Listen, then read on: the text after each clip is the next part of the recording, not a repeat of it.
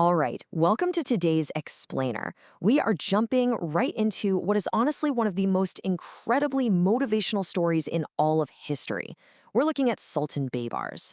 This is a guy who basically stood alone against the unstoppable, absolute destruction of the Mongol Empire.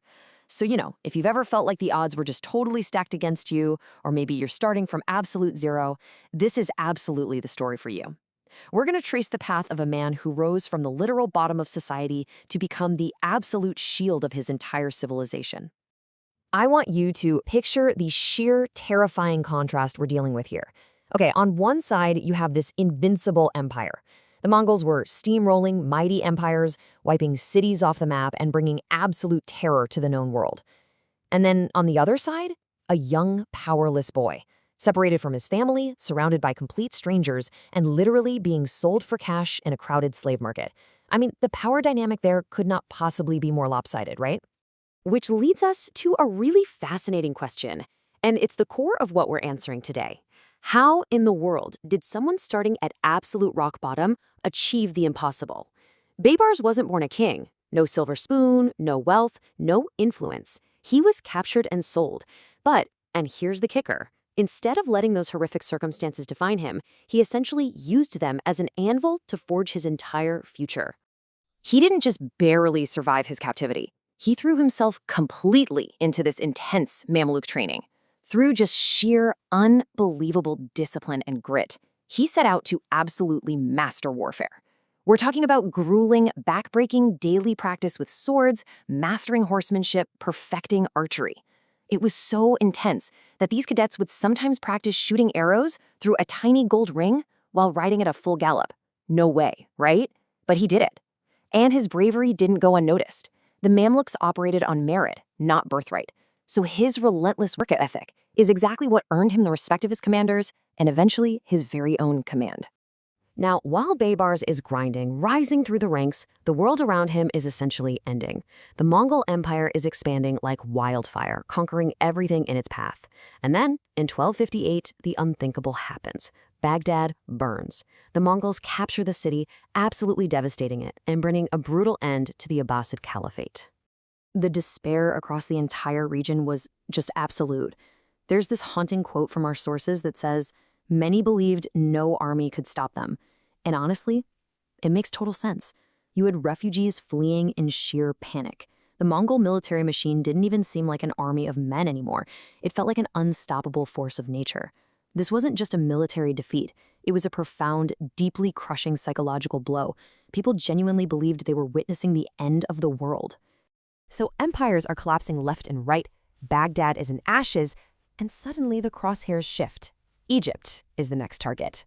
But instead of just waiting around for the inevitable, Baybars and Sultan Qutuz decide to take highly aggressive, decisive action.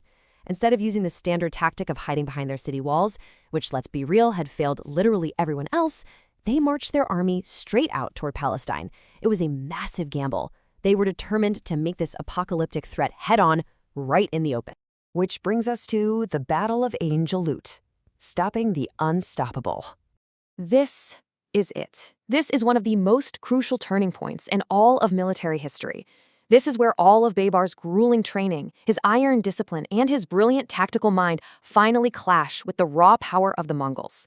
Now, listen closely to these tactics, because this is pure genius. To beat an enemy that completely overpowers you, you have to outthink them. Step 1. Baybars launches this quick, stinging attack with his mounted archers. Then comes step 2, the masterstroke. His cavalry executes a perfectly planned, feigned retreat. Think about the nerves of steel that takes, to pretend to run away in a total panic from the most terrifying army on earth without actually breaking rank. And it worked.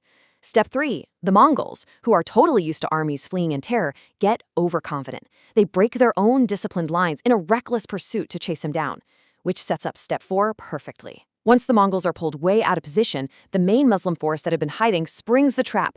Total encirclement. Boom, the trap snaps shut. Because of that brilliantly executed fake retreat, the tide of the entire battle turns. For the very first time in history, a major Mongol army is decisively defeated. The massive, terrifying myth of Mongol invincibility completely shattered. And it was done by an army co-led by a guy who used to be a powerless child sold in a slave market. Just incredible. Moving on to our next phase, rebuilding a shattered world. So, Baybars wasn't just a genius on the battlefield. After that monumental win at Ain Jalut, he's actually proclaimed Sultan of Egypt and Syria. And he instantly pivots that legendary discipline toward rebuilding a world that was almost wiped out. He doesn't just sit back on his throne to celebrate. Check this out. He restores fortresses and secures the borders so people actually feel safe again. He clears out remaining Crusader strongholds.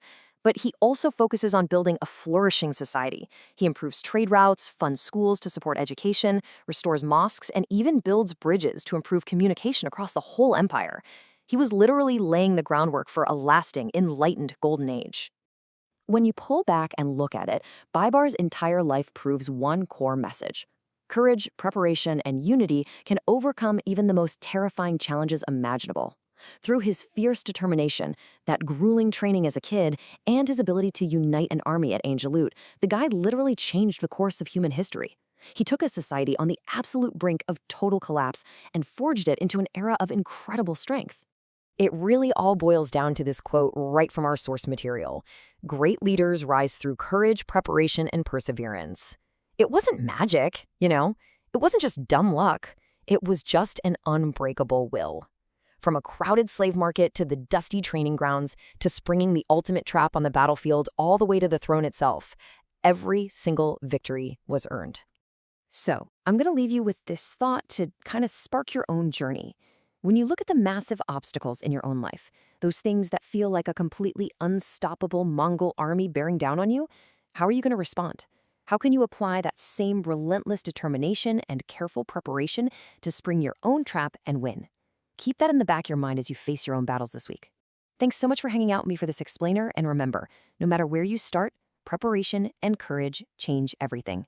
See you next time.